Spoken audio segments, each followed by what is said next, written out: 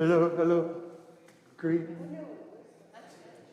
Can everybody 1, hear 2, 3, Graham 4, saying 5, 6, 7, 8, 9, 10. Pruebo, pruebo. He's speaking in tongues. Is he going to take the mask? Yes.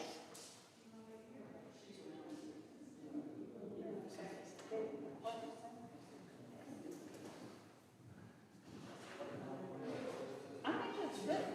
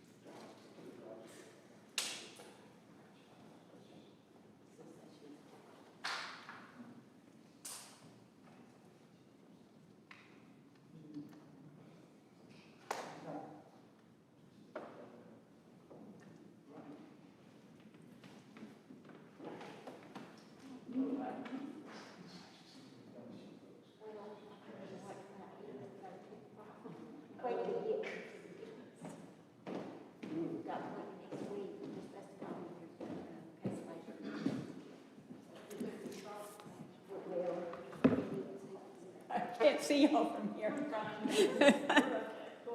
Hello, friends, and welcome to Wednesday Night Fellowship.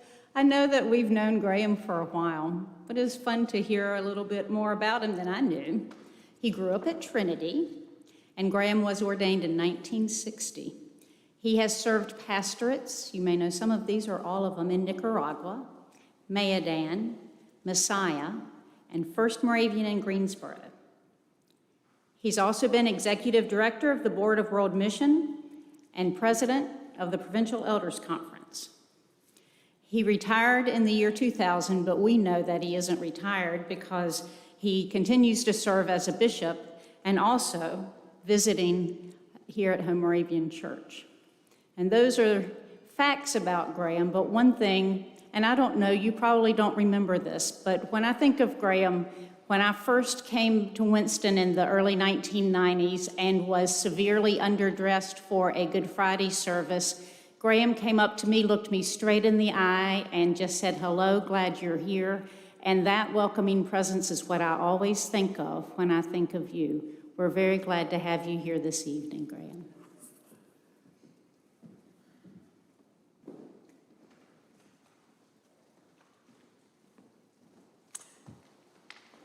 Thank you, Margaret. I'm going to just tell you what's up here in front. The other side, I'll talk about at the end because that's where they ended up.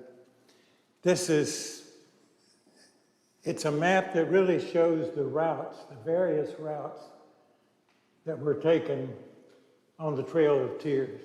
And there are numerous ones, as you can see. The one that we're going to be talking about is the one that goes up this way. Mississippi River is here.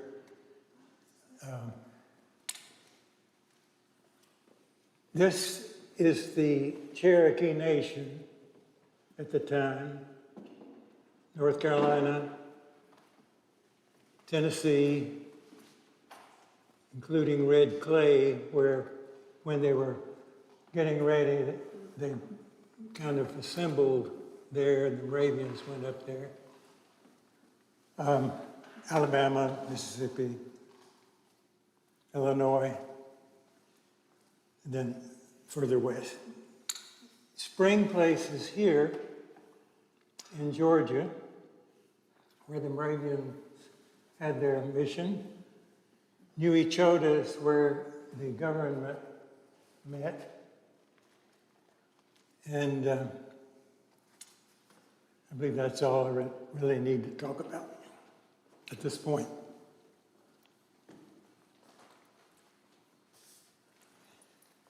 Now, rather than tell you the story of the Trail of Tears in my own words, I'm going to rely heavily upon an eyewitness, the Reverend Daniel S. Butrick. Butrick was born in Windsor, Massachusetts in 1789. He arrived at the Presbyterian Mission at Brainerd in present-day Chattanooga, Tennessee in 1818 and served in this and other mission stations from 1818 until the Indian removal in 1838. He himself was opposed to the removal, and when he began, he chose to travel with the Cherokees on the trail. I believe he was the only ordained missionary to do that. A missionary doctor, Eliza Butler, made the trip. The Moravian missionaries who established the first mission and the first school among the Cherokee in 1801, as we heard last week, felt that to accompany the Cherokees would indicate approval of the removal, and so they chose to go out to the Indian Territory and prepare for the arrival of those who went on the trail.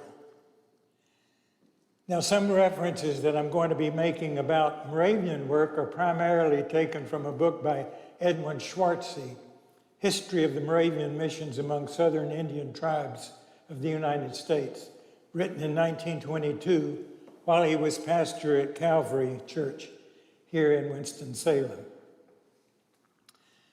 A few words about the Cherokee, who have been called probably the largest and most important tribe in the United States. having their own national government and numbering at any time in their history from 20,000 to 25,000 persons. For a time, they possessed or controlled all the regions of the Alleghanies in southwest Virginia, western North Carolina, northwestern South Carolina, eastern Tennessee, and the north of Georgia and Alabama. Between 1721 and 1819, through a series of treaties with state and federal governments, the Cherokee lands diminished by 90%. That's what was left after the 90% was taken away. From 80 million acres to 8 million, located in the area in which the states of Georgia, Tennessee, and North Carolina meet. The missionary Butrick writes, "Many years ago, the government of the United States advised the Cherokees to scatter from their towns and make individual improvements for the purpose of raising cattle, horses, hogs, etc., and also in order to cultivate more land and raising grain, cotton, etc., than they could while crowded up in towns. They also advised them to get looms, spin, weave, make cloth, and household furniture in order to live more comfortably. They advised them, again, to improve their government, establish courts of justice, and make laws for the better regulation of their national affairs, and also urged their attention to schools and the education of their children. The United States guaranteed their country to them forever. The Cherokees, on their part, agreed to follow the advice given by the president, who termed himself their father. They dispersed from their towns, erected convenient houses for their families, and many of them cleared and formed large farms and soon possessed numerous flocks and herds, while the women made rapid advances in the manufacture of cloth and the arts of domestic life. The council also encouraged schools and granted to missionaries every advantage they could desire. They also improved their government, forming it as far as possible after the model of that of the United States, and established regular courts of justice. They also treated all white people with kindness and paid the strictest regard to all their treaties with the United States. Thus, they engaged in good earnest to become an enlightened people." That's from his journal, Butrick's journal. Butrick's descriptions help us to understand that Cherokee life at this time was much different from what we usually suppose. The Cherokee were not living in teepees. They had long log homes, often in established villages.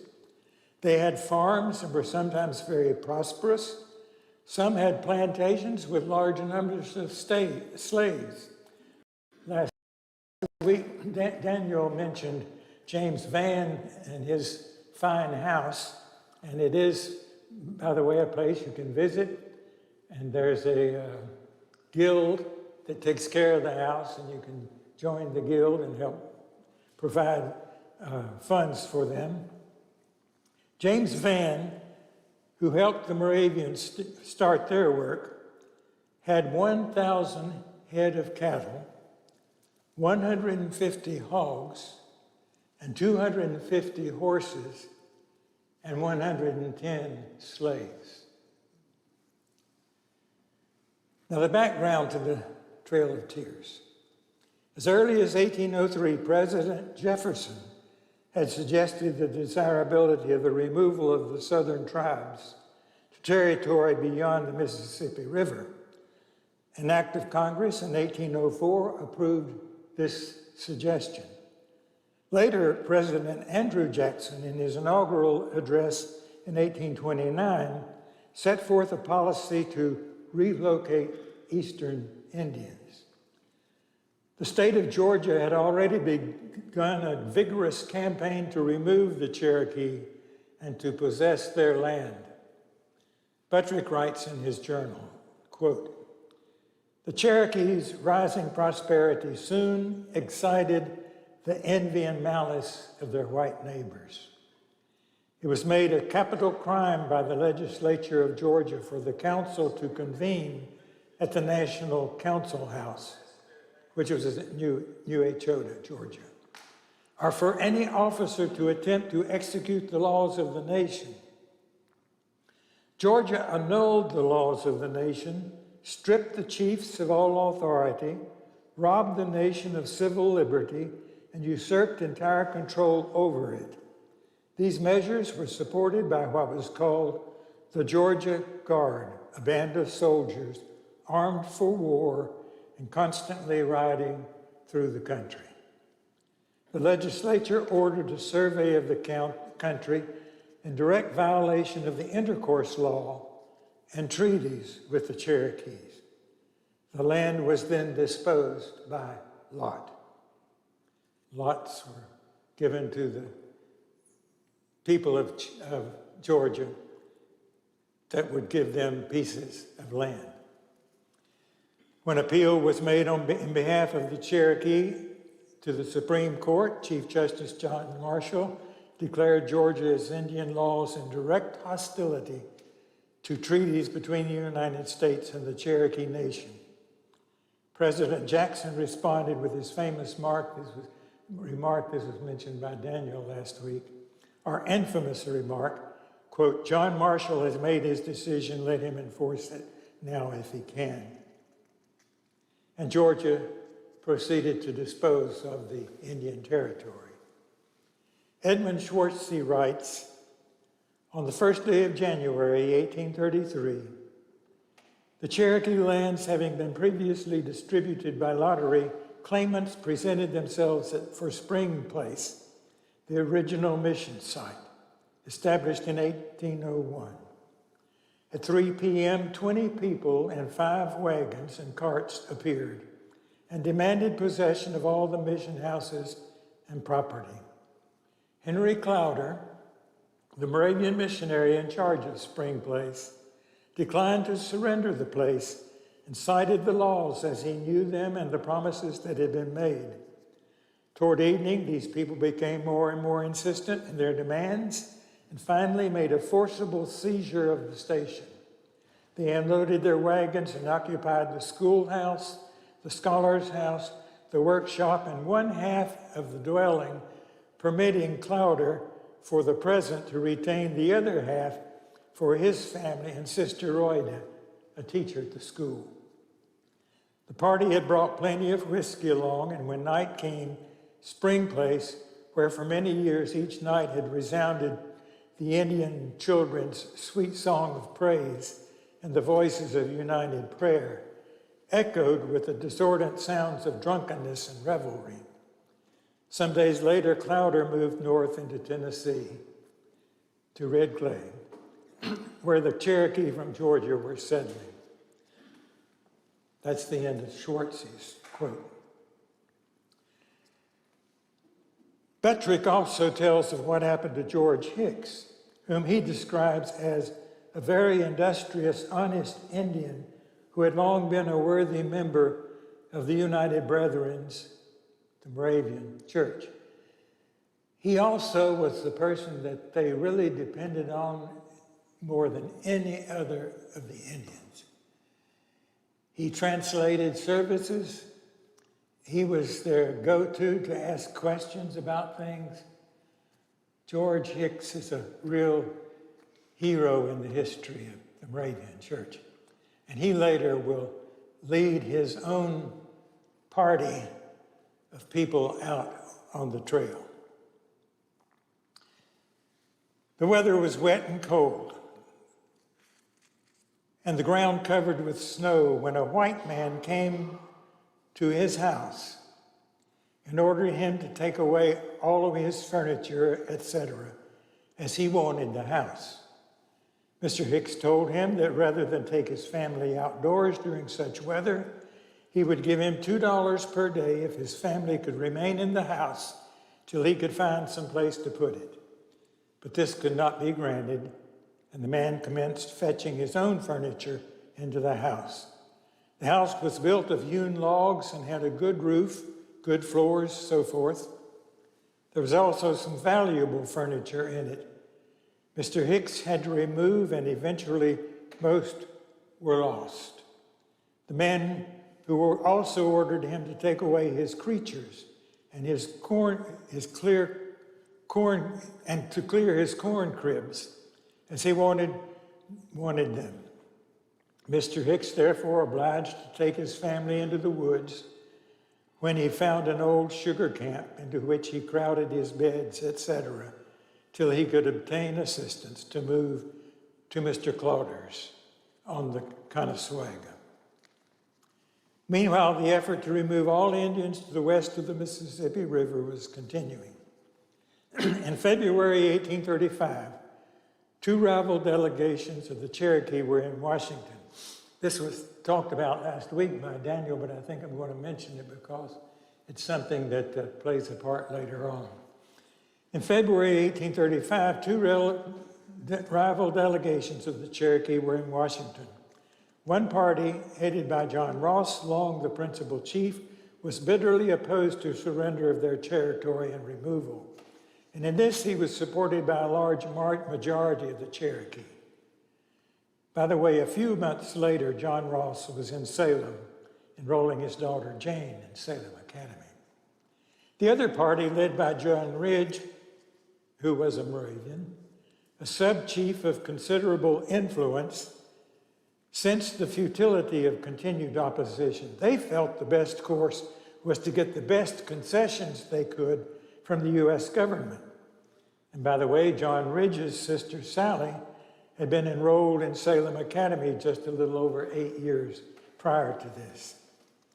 On December 29, 1835, what is known as the New Echota Treaty was signed by 20 members of the so-called Treaty Party, or Ridge faction, ceding all the Cherokee territory east of the Mississippi to the U.S. in exchange for $5 million and new homelands in the Indian Territory.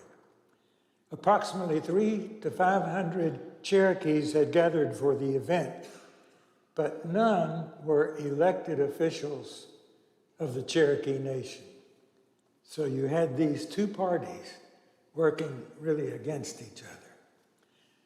John Ross and other Cherokee officials then fought ratification of the treaty.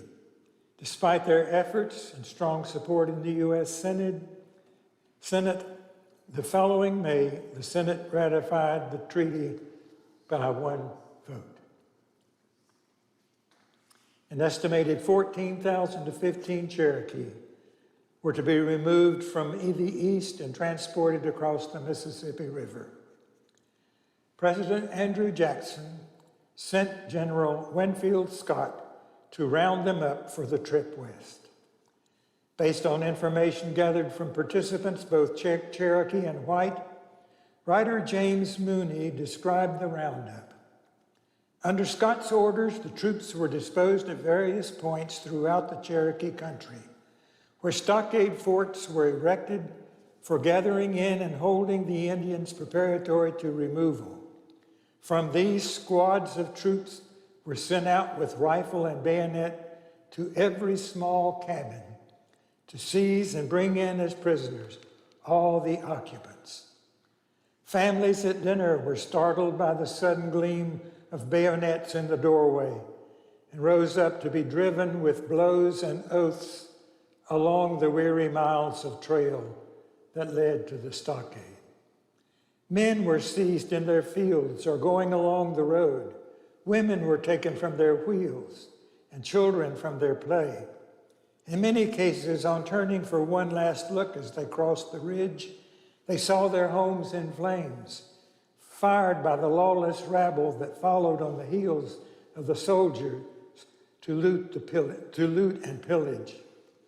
A Georgia volunteer, afterwards a colonel in the Confederate service, said, quote, "I fought through the Civil War and have seen men shot to pieces and slaughtered by thousands, but the Cherokee removal was the cruelest work I ever saw.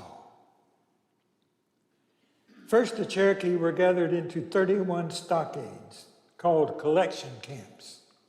Then they were concentrated into 13 holding camps, which were called concentration camps, and that was the first use of that term. Butrick describes incidents in the roundup. Quote, in general, the Cherokee were taken just as they were found by the soldiers, without permission to stop either for friends or property. As the soldiers advanced toward a house, 2 little children fled in fright to the woods. The woman pleaded for permission to seek them or wait till they came in, giving positive assurances that she would then follow on and join the company, but all entreaties were in vain, and it was not till a day or 2 after that she would get permission for one of her friends to go back after the lost children. A man deaf and dumb, being surprised at the approach of the armed men, attempted to make his escape, and because he did not hear and obey the command of his pursuers, was shot dead on the spot. It is said that the white inhabitants around stood with open arms to seize whatever property they could put their hands on. Many of the Cherokee were in good circumstances, and some rich. Some were rendered homeless, houseless, and penniless, and exposed to all the ills of captivity. In driving them aside, armed with all common appalling instruments of death, while the soldiers, it is said, would often use the same language as if driving hogs and go them forward with their bayonets. On May 31st, Butrick records, a little before sunset, a company of about 200 Cherokees were driven into our lane. The day had been rainy, and of course all men, women, and children were dripping wet, with no change of clothing and scarcely a blanket to fit over them. As some of the women were taken from their houses, they had on their poorest dress. This, of course, was the amount of clothing for a journey of about 800 miles. As soon as permission was obtained from the officers, we opened every door to these poor sufferers. Mothers brought their dear little babies to our fire and stripped off their only covering to dry. Oh, how heartrending was the sight of these little sufferers. Their little lips, blue and trembling with cold, seemed yet to form a smile of gratitude for this kind reception. Then on June the 10th, he writes, during the week, I again visited the camps. It is evident that from their first arrest, the Cherokees were obliged to live very much like brute animals, and during their travels were obliged at night to lie down on the naked ground in the open air, exposed to wind and rain, and herd together men, women, and children like droves of hogs. And in this way, many are hastening to a premature grave. Some groups were sent toward the Indian Territory by water. By the way, this is the end of his quote. On July 26, 1838, Butrick writes, I met several wagons and learned afterwards that they had been employed in conveying the last detachment of Cherokee prisoners to Waterloo on Tennessee River, where they were put on board steamboats. One of these wagoners said there was very great sickness and mortality among the Cherokees on the road. They were not allowed to stop or rest on account of sickness. They were driven on as long as they could walk and then thrown into the wagons. And when the wagoners perceived some to be in the agonies of death and informed the wagon master, his order was, drive on, drive on. And when it was known that one was dead, the lifeless body was left to the care of some stranger who might be employed to put it away, though in some instances the friends were allowed to perform services. Let us inquire why the dear Cherokees are doomed to such miseries. Have they murdered their white friends? Have they robbed or plundered? Or have they done any wrong to the United States for which that powerful nation is thus putting them to the torture? They have done no wrong to merit any part of this evil. End of his quote. The summer was extremely dry and hot.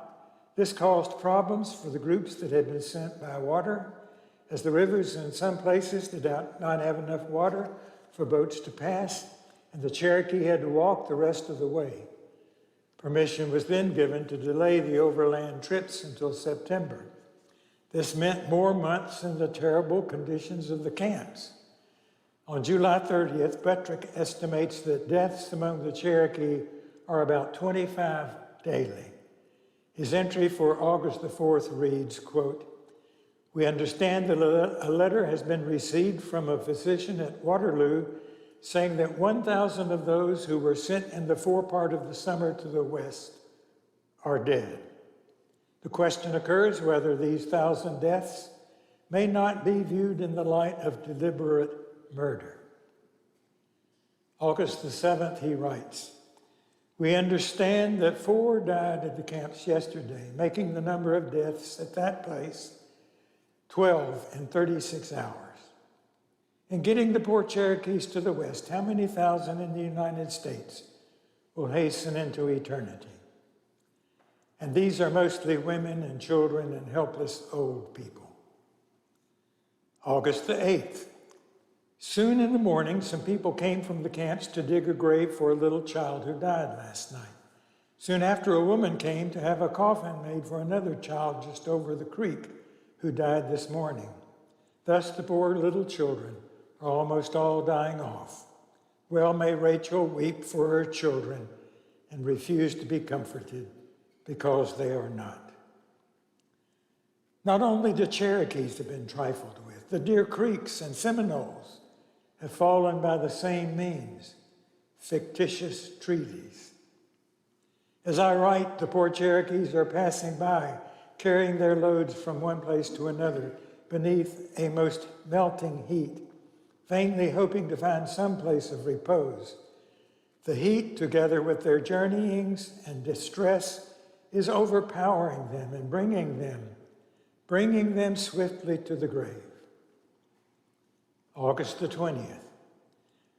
Brother Parker says he was told by a lady who saw a company of Cherokees as they were driven to the agency that she was informed of a Cherokee woman in the company who was taken with the pains of childbirth and entreated permission to retire, but this was absolutely forbidden, and she was obliged to fall in the road amidst a company of soldiers and pass through the pains of a traveling woman. This lady said she was informed that in another company, 6 children were born in like circumstances. We also learned that when the last company were taken over the river at Ross's Landing, a woman in pain stood and walked as long as possible and then fell on the bank of the river. A soldier coming up stabbed her with his bayonet, which together with other pains soon caused her death. September 1st. This is the day appointed for the Cherokees to commence their journey to the west.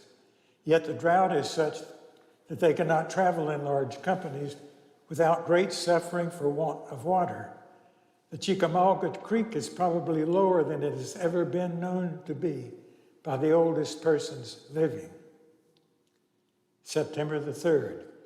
The grief, the anguish, the anxiety, the distresses of body and mind they have been obliged to endure for these months past have broken them down. While their present exposures and prospect of future sufferings are still urging their feeble steps to the grave, where most of the infants, and such as were sickly when their sufferings commenced, are already at rest. Dear little infants, oh, how distressing to see their feeble little hands holding to their mother's bosoms and pulling back to life, while ruthless monsters snatched them away and drove them lonely to the grave. Thus, when the dear little ones were sick in the last company driven from the landing, they were taken, it is said, from their mother's arms and thrown into wagons and driven on over a rough road, while the mothers were denied the privilege of being with them, but were driven like beasts of prey. There in that torturing wagon, the suffering infant must lie and die, unnurtured, and at night be taken out and put away in a lonely tomb. Thus one wagoner stated as he returned that 2 infants died in his wagon on the way to Waterloo.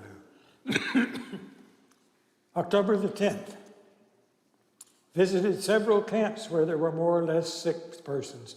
Found one family in which the man was sick with the flu and 2 children with a whooping cough. They had no opportunity to take any of their furniture. And though she went back to get her bed, etc., yet the whites had taken everything from the house and thus stripped them naked. They have now no blankets to keep them warm, nor a house to shelter them, though at my suggestion, some young men split a few long shingles this afternoon and made a roof over them. 12 groups of approximately 1,000 now began their trek westward. One was that for our Moravian brother. November the 1st, Butrick writes, about 9 o'clock we started with a detachment to cross the river to go this week to the foot of Walden's Ridge, 10 miles. We were among the first who crossed. November the 4th, last night was very rainy so that we could scarcely keep dry in our little carryall, and many of the Cherokees, having no tents, were soaking wet, lying on the wet ground. During the night, the yells of the drunkard responded to each other from almost every part of the camps, so that truly they belched out like dogs and almost banished sleep from our eyes. November 6th. Soon after dark, it commenced raining, and the wind drove the water into our carryall so that our bed and clothes became quite wet on one side. The weather also became very cold, and our blankets over the wagon were covered with snow when we arose. November 13th. At night, we camped where we had about 1/3 of a mile to go for water. The night was stormy, and we had considerable trouble to keep dry. November 14th. Mrs. Butrick and myself went on a little before the detachment, and after traveling a mile or 2, stopped at a house to dry and warm us. The first time we had seen a house for about 5 weeks. As it seemed necessary to have some new oilcloth to put on the top of our carryall, I rode to a little town called Woodbury, about a half-mile distant. On entering a store, the first person I saw was Mr. Trott, formerly a Methodist missionary in the nation. And as he requested us to spend the night with him, we were gladly accepting the invitation. I returned to the camps, and with my dear wife and Jonas, a young boy who accompanied the Butricks, went to his house where we were peculiarly refreshed. We had not eaten at a table for 5 weeks. Soon after we had pitched our tents, a great company of white people came in, as eager, apparently for money, as ever birds of prey were for a dead carcass. Some appeared civil, but others were awfully profane. November 18th, John Goodmoney, left behind sick, died on Saturday night back at the place where we had camped the Tuesday night before. The poor sick Cherokees cannot stop when sick and be refreshed by kind friends, as we were at Woodbury, but must be exposed and die. December 1, camped on a branch of Red River in Kentucky, having traveled during the week about 60 miles. December 14, last night a child about 12 months old died. This is the 15th death since we crossed the Tennessee River. December 15th, early in the morning, the detachment started for the Ohio River and commenced crossing about 10 o'clock. As we were now passing out of a slave state, Kentucky, into a free Illinois, we reflected on where all were in a measure equal and free. December 20th.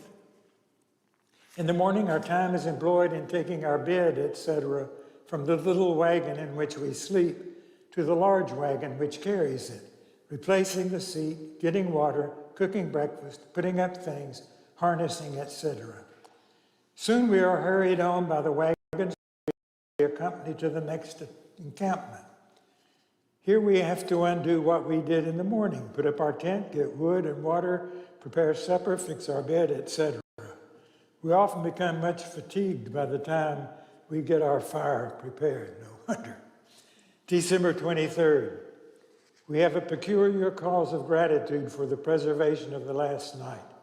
The wind blew a gale nearly the whole night and seemed to threaten almost certain calamity, both by scattering the fire through the leaves and tents and also by throwing limbs, trees, etc. upon our heads. The weather is piercing cold. December 24 and 25. Thus far, the citizens of Illinois appear more and more pitiable. They seem not only low in all their manners, but ignorant, poor, and ill-humored. It is said the detachments now at the Mississippi are stopped by floating ice, and Mr. Hildebrand's detachment is stopped by the same means at the Ohio River. The Cherokee had gone on from one of the worst summers for heat and drought to one of the worst winters, with unusually large amounts of ice on the Mississippi. About 2/3 of those who had set out, 8,000 people, were now trapped between the ice on the Ohio River and the ice on the Mississippi River. December 27th, we proceeded with the detachment about 6 miles, where we were camped for the week. Here the snow increased to 3 to 4 inches, and the weather was excessively cold. December 28 and 29. It is distressing to reflect on the situation of the nation.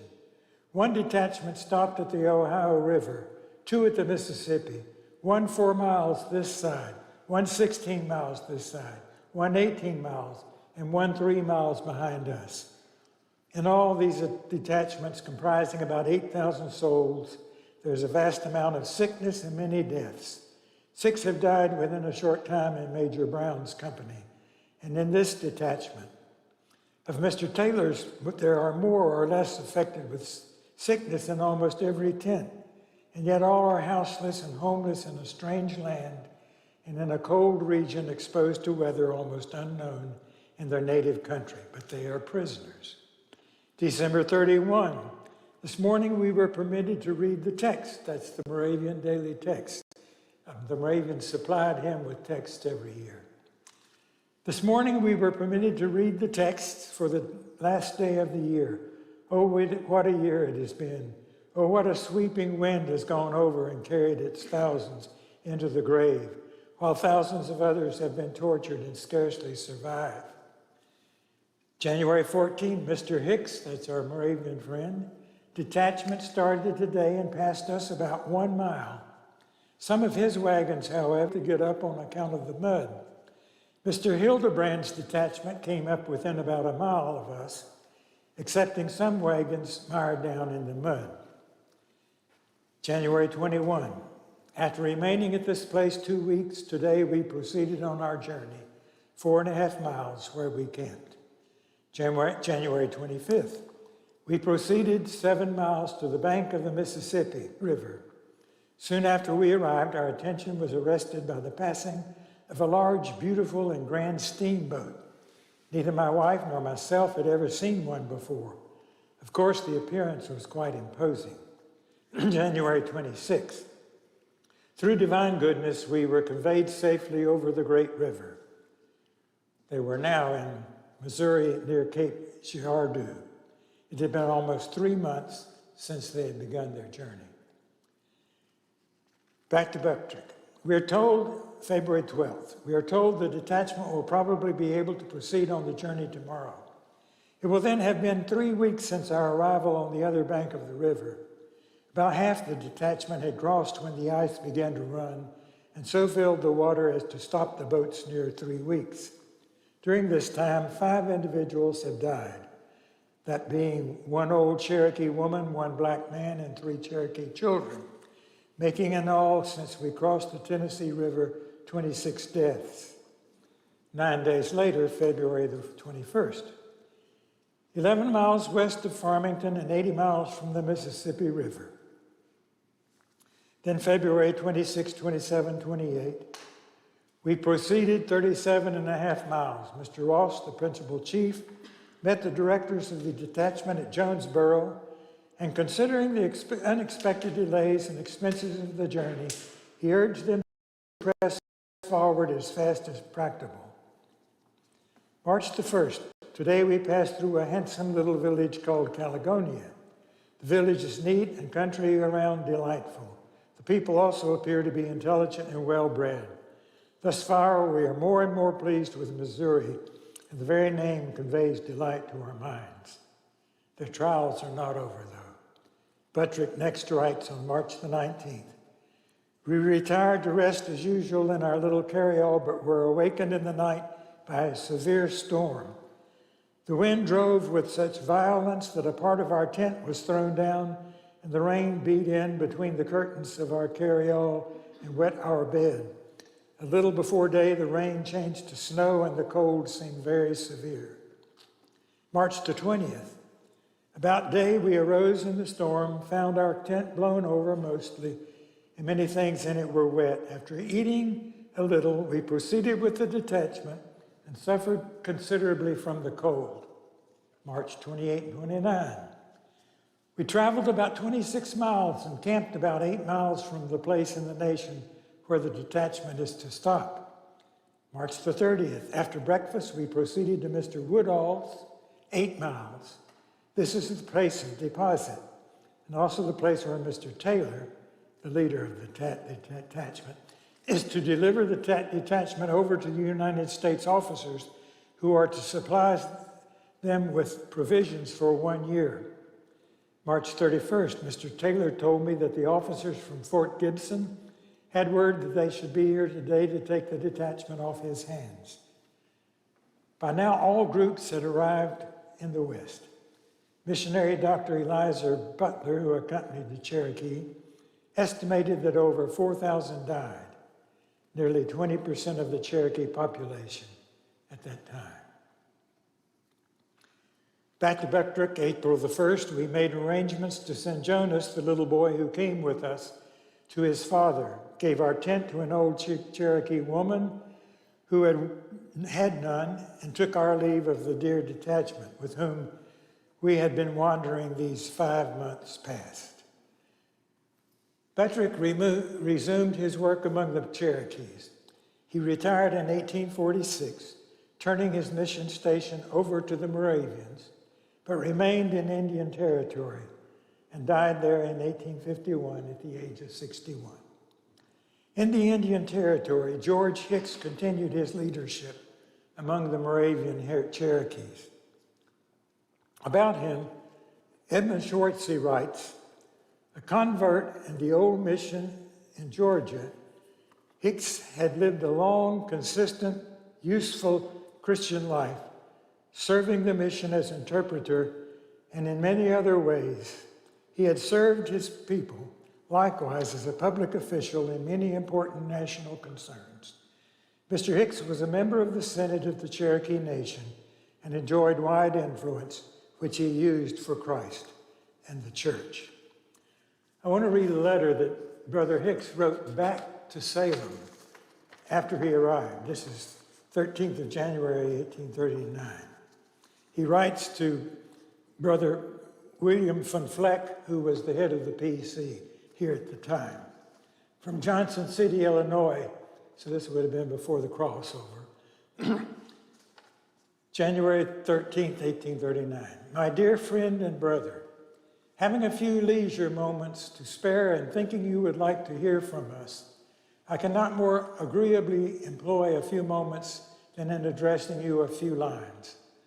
We left the Cherokee Nation, east the land of our nativity, on the first day of last November, and took up the line of our march for the far west, and through the mercies of all-wise providence, who is ever ready to assist the oppressed and whose ear is ever open to their cries, have arrived thus far on our journey west.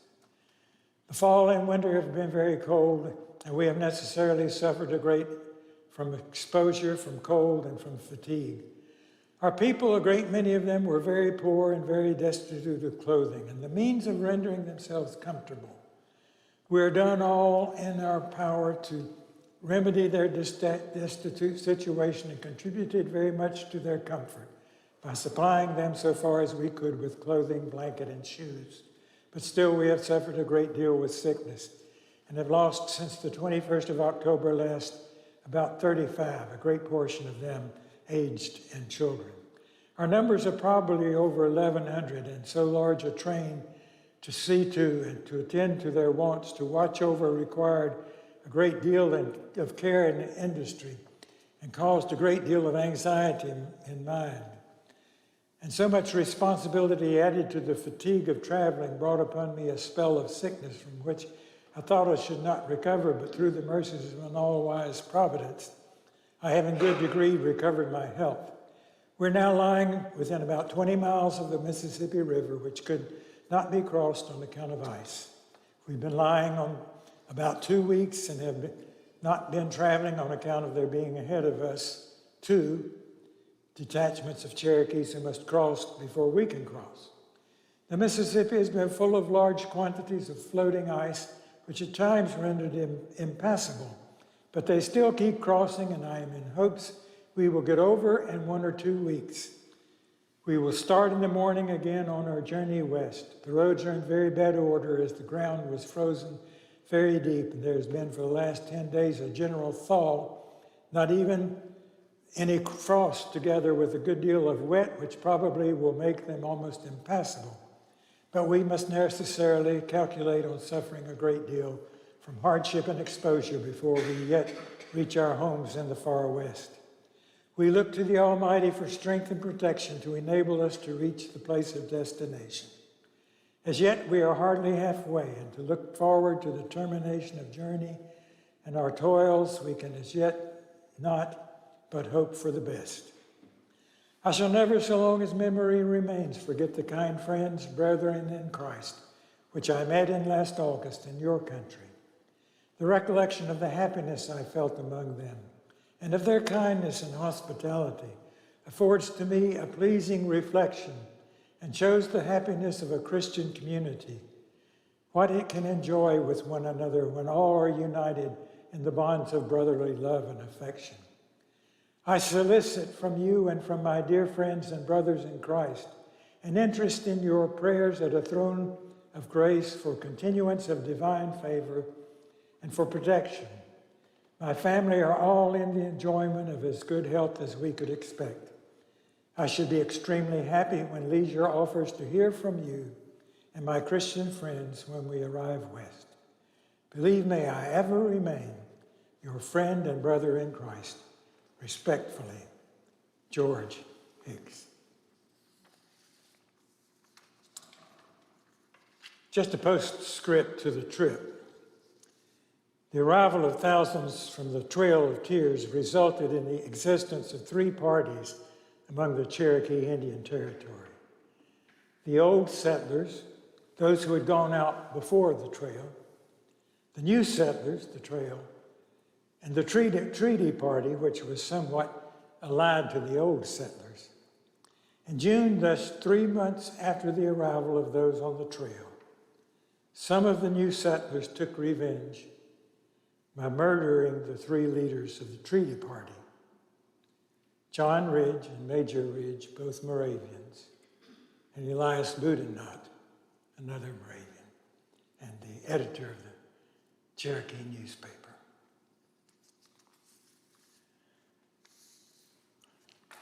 I point out the place where they settled for the Moravians,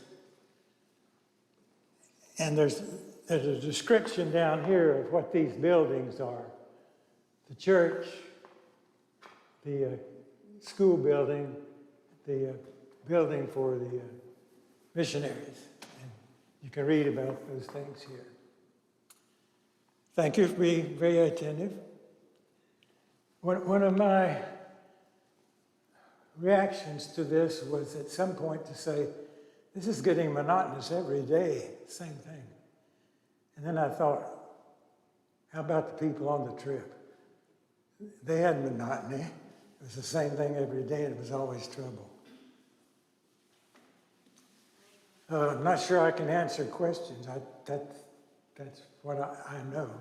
But if there are any questions, I would entertain them, or any comments. the letter that you read, I thought it started off by saying we left November the 1st. I'm trying to get, when did they leave and when did they arrive? How long were they on the trip? What does he say? Right near the beginning, he said something about we left November 1st. Yeah. Graham, do you mind repeating the question? Do you mind? How long was the trail? It seems to me that, I think Butrick addresses this at some point toward the end.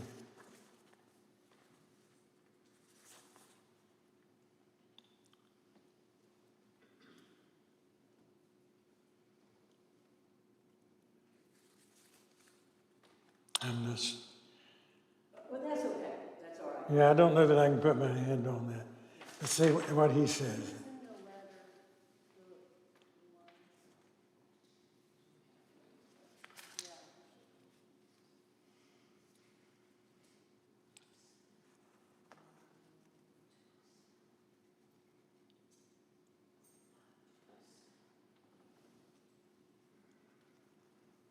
It says 21st of October.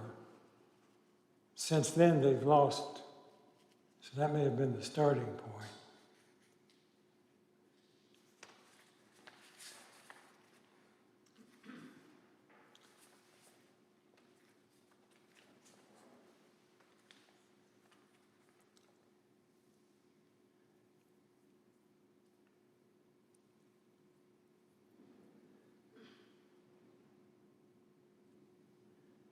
They arrive at the end of March.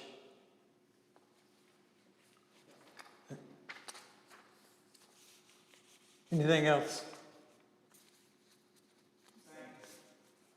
Thank you.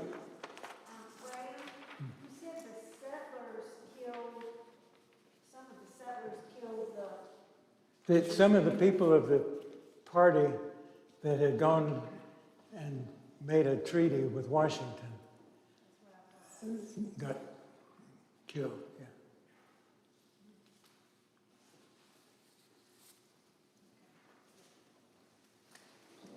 Okay.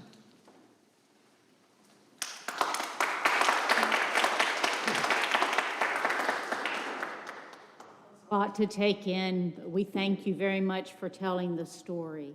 I'm going to invite Mally up. Thank you, Graham.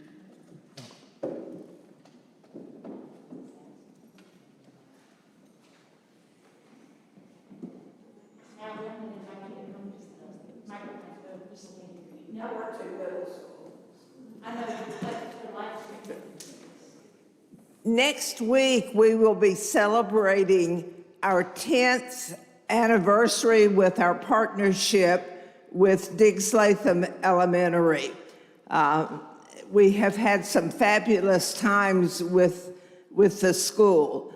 Dr. Cassandra Dobson will be with us. She's in her second year as principal at Diggs Latham. You'll remember that Ted Burkall was there before her. And Dr. Dobson, of course, had to work with the school virtually last year. They're still not completely open, but she's coming, and I just saw a comment from her. She wants to do a PowerPoint next week. You remember those were the good days when we had soup, and it's a fundraiser. We had soup, the kids, and so forth, and we're not able to do that yet. But I think you will learn, and not only about Diggs Latham, but about our schools and about our teachers and the struggles that are happening with them right now. So please come next week. It's a fundraiser for the gift cards that we give the teachers in December. They buy a lot of supplies, so we help them out a little bit with around the holidays to give them a gift card. Okay. Thank you, Graham. My daughter-in-law in Georgia is with the Park Services, and the beginning of what he was talking about, I have been to some of those areas because they have their Georgia State Park. so forth, right? So thank you. Have a nice day, Pete.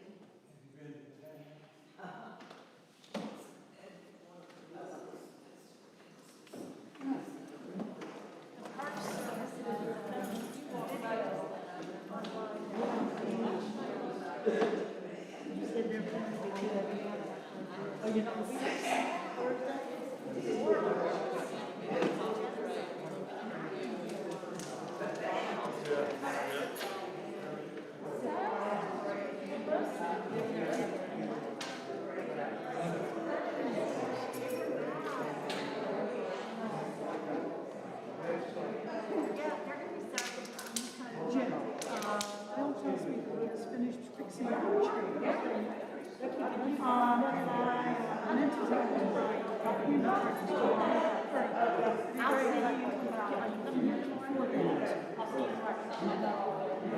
I'll see you. And, it may be that Ted wants to take it, because he's the next one that's actually, my sister Kathy. But Ted's the next one going up. So maybe I got my no money pocket money. I can hear you very well. I can hear you very well. I meant to tell him that, I know you you. know, And it shows, but I see really what couldn't he's hear you. done, and then, you know, I take it over to Ted, can come the next day or two. And he can't come until then. That'll work? Yep. We had a question. You mentioned, I think, Oh,